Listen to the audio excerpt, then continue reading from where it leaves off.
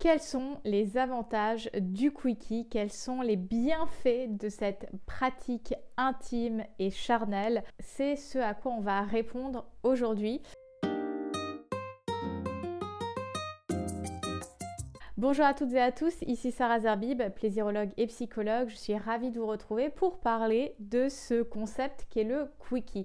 On en entend un petit peu moins parler ces derniers temps puisqu'il y a la tendance du slow sex, de la sexo-positive, etc. Et un petit peu par opposition, tout ce qui va être plus rapide va être un petit peu moins abordé aujourd'hui, et je pense que c'est important de parler vraiment de toutes les pratiques et notamment de cette pratique qui peut avoir énormément d'avantages. Alors déjà, qu'est-ce que c'est qu'un Quickie? Un Quickie, c'est un rapport sexuel, charnel, intime qui va durer que quelques minutes, 5 minutes, 10 minutes grand max. C'est vraiment quelque chose de très fugace, de très éphémère, qui se veut également très excitant entre deux partenaires, évidemment enthousiastes, consentants et intentionnels.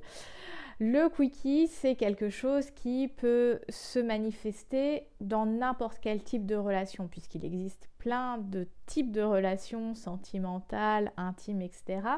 D'ailleurs, j'en ferai une vidéo de ces multiples manières d'aimer. Le Quickie, c'est pas juste, voilà, je vais faire plaisir à mon partenaire, c'est pas juste cette idée de, voilà, je vais me débarrasser vite fait de la sexualité, comme ça je vais être tranquille. Non, le Quickie, c'est vraiment quelque chose où on est dans le partage et dans cette volonté de donner énormément de plaisir à l'autre en très peu de temps. Qu'est-ce qui définit un Quickie? Ce qui définit un Quickie, c'est le côté imprévu, le côté très rapide et le côté très excitant. En fait, c'est un petit moment, c'est une petite parenthèse qui va être mais explosive dans tous les sens du terme. Ça va être quoi les avantages du Quickie dans une relation intime, une relation sentimentale? Ça va être de jouer avec l'excitation, avec le désir. C'est-à-dire que on va se connecter de manière très instantanée avec le côté charnel, avec le plaisir charnel. Parfois, on s'est grave chauffé avant et parfois, juste, on voit l'autre, je sais pas, qui sort de la douche ou qui se baisse, qui adopte une position ou que sais-je. Enfin, voilà, il y a quelque chose qui se passe et qui crée cette étincelle où on a envie de sauter sur l'autre. Bien évidemment, je le rappelle, on partage de l'enthousiasme mutuel et du consentement. On ne fait rien sans ça. Et voilà, c'est quelque chose qui vient de manière très impulsive.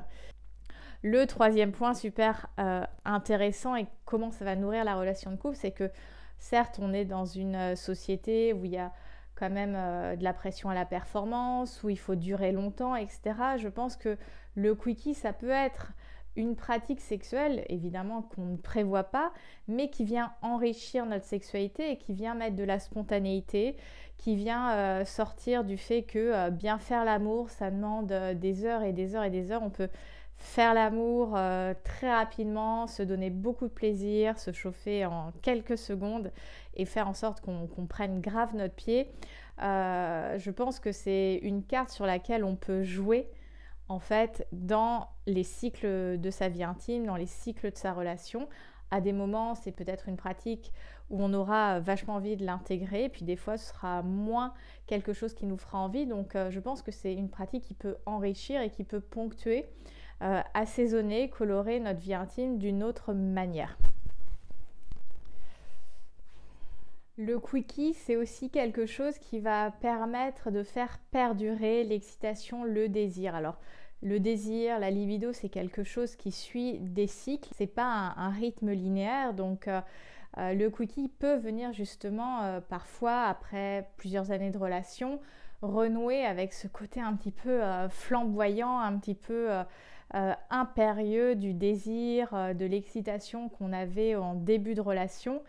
Et d'y injecter en fait cet aspect que parfois on a l'impression qu'on a perdu, alors qu'en fait en réalité ce côté beaucoup plus flamboyant, comme je le disais, c'est accessible à n'importe quel moment, mais c'est juste que comme on tombe dans la routine, comme on tombe dans des habitudes, on oublie qu'on a pu faire autre chose, et c'est comment cette autre chose, on le fait vivre à nouveau dans le présent. L'autre avantage du quickie, c'est que ça va venir nourrir, ça va permettre de cultiver encore plus son érotisme, son monde érotique, c'est-à-dire que derrière le quickie, il y a un petit peu cette idée de transgression, de fantasme où on fait l'amour à un moment où on ne devrait pas faire l'amour, où on n'a pas le temps, où on est prêt ou prête à partir travailler, où on a des amis qui viennent dîner et on se retrouve tout ébouriffé juste avant qu'ils ou elles arrivent. En fait, il y a ce côté un petit peu de transgression qui vient titiller le désir, qui vient titiller l'excitation.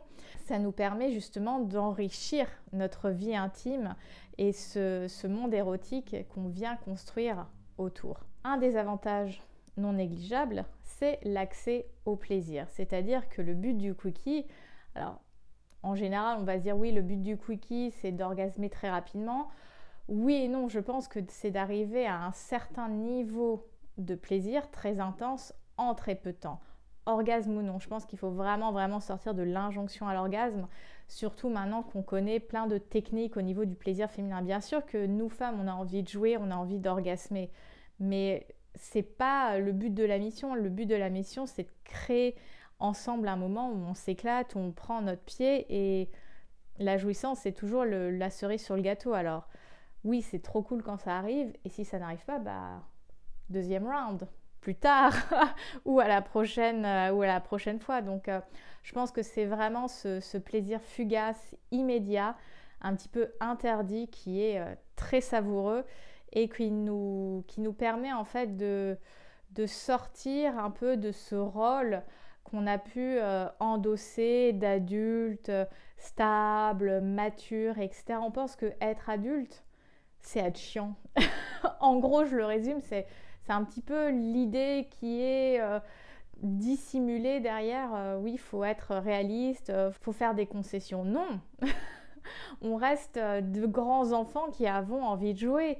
Et le quickie, c'est un jeu de la vie intime qui nous permet des fois, non pas de tricher, mais de jouer un petit peu avec les règles. Et c'est ça qui nous permet de nous épanouir en fait.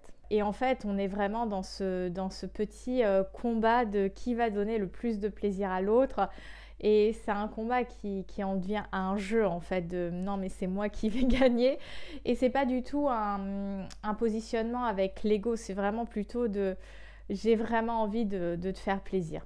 Et le dernier avantage que j'ai envie de te partager par rapport au quickie, c'est de se créer cette connivence et cette connexion dans la relation. C'est-à-dire que surtout quand c'est dans un vrai moment où tu n'es pas censé faire l'amour, il y a ces échanges de regards, cette vigilance, ces précautions qu'on peut prendre l'un envers l'autre pour quand même pour ressentir du plaisir et en même temps faire en sorte que personne nous prenne la main dans le pot de confiture. Et c'est quelque chose qui va amener beaucoup de fun, beaucoup de rire, des anecdotes mémorables, plus ou moins, ou des fois des fails, mais qui viennent nourrir non pas que la sexualité, mais aussi l'intimité, parce que on a tendance à réduire l'intimité à juste l'intimité sexuelle. Non, l'intimité, elle est bien plus large, il y a beaucoup plus de domaines qu'on se l'imagine que juste la sexualité. Et le fait de faire un quickie, alors oui, il y a l'intimité sexuelle, mais il peut y avoir aussi toute l'intimité émotionnelle, cette connivence, cette connexion mentale, où on est en train de à la fois s'exciter, mais parfois de pouffer de rire. Enfin, on s'amuse. Et je pense qu'on a besoin de remettre de la légèreté, de la transparence dans la vie intime avec une belle intention, parce que je pense que ce qui nous crée des tensions, ce qui nous crispe, c'est le fait de ne pas avoir d'intention claire, que l'on soit en couple ou pas en couple. Donc voilà un petit peu le message que j'avais envie de vous faire passer autour du quickie. Et je pense que le quickie, c'est pas juste une histoire d'âge ou est-ce que je le fais en couple ou pas en couple. Je pense que c'est plutôt une pratique, un état d'esprit aussi à des moments qu'on a envie d'injecter dans sa vie intime et qui peut être vraiment super fun.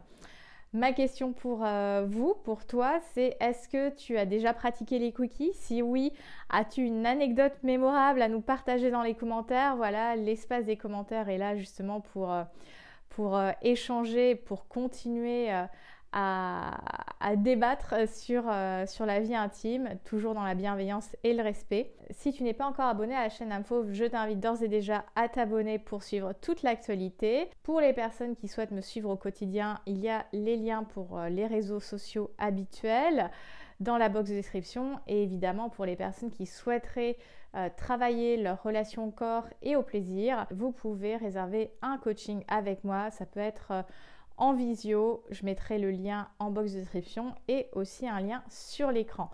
Je vous souhaite une très belle journée, libérez vos versions fauves et surtout, rugissez de plaisir, et même en faisant un quickie.